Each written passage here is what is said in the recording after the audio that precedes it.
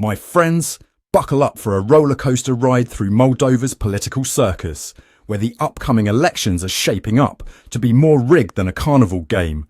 Meow, it seems the Kremlin's new strategy is to turn Moldova into a Russian version of Who Wants to Be a Millionaire? Except the only question is, will you vote against the EU? Enter Ilan Shor, the fugitive oligarch extraordinaire, orchestrating this electoral symphony from the comfort of his Russian hideout. He's like a puppet master, if the puppets were made of cold, hard cash. Reports suggest that Shor and his merry band of pro-Russian operatives have attempted to bribe a whopping 130,000 Moldovans with approximately $15 million. That's like buying the loyalty of the entire population of Cambridge. Who knew democracy could have such a reasonable price tag? But wait, there's more. In Gagauzia, an autonomous region, more pro-Russian than a Matryoshka doll factory, the Kremlin's getting creative. They're handing out Russian Mir cards loaded with $100 each. These cards are like a geopolitical Trojan horse. You can't use them in Moldova, but they're as good as gold in Transnistria. It's like getting a gift card that only works in your neighbour's house. Speaking of Transnistria, let's not forget Moldova's very own Schrodinger's region, simultaneously part of Moldova and not, depending on who you ask. It's like having a roommate who refuses to pay rent but invites their friends over all the time. And by friends, I mean 2,000 Russian troops. Maia Sandu, Moldova's first female president and former World Bank economist, is trying to steer this ship towards the EU. It's like watching a captain navigate through a perfect storm of corruption with a compass that only points to Moscow. Sandu's been vocal about Russian meddling, accusing the Kremlin of planning a coup back in February 2023. Because apparently, Russia's New Year's resolution was more coups, less democracy.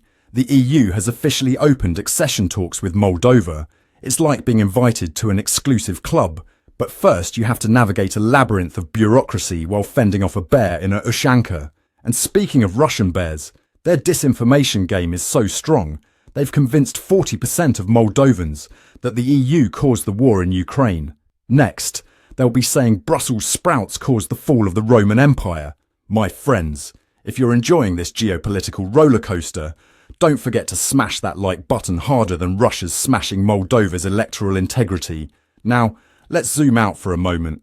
Moldova's been playing political ping-pong between Europe and Russia since 1991. It's like watching a never-ending tennis match.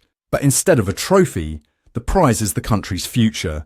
And the referee, well, he's been bribed with a Mir card. In this high-stakes game, the EU referendum is Moldova's to be or not to be moment. Except Hamlet had it easy compared to this geopolitical Shakespearean tragedy. The international community is watching Moldova with bated breath. It's like the finale of a political reality show, but instead of a rose ceremony, we get a lesson in how to undermine democracy in 3 easy steps. And there you have it, my friends, Moldova's political thriller, where the plot twists are as numerous as the zeros on those Russian Mir cards. As Moldova teeters on the brink of its European dreams, one thing's for certain, this election will be remembered as either a triumph of democracy or a masterclass in manipulation. Either way, it's going to be one for the history books. Stay tuned, because in the world of Moldovan politics, the only thing predictable is unpredictability. I'm Ron de Parmesan reporting for News Cats. Thanks for watching and stay tuned for our next update.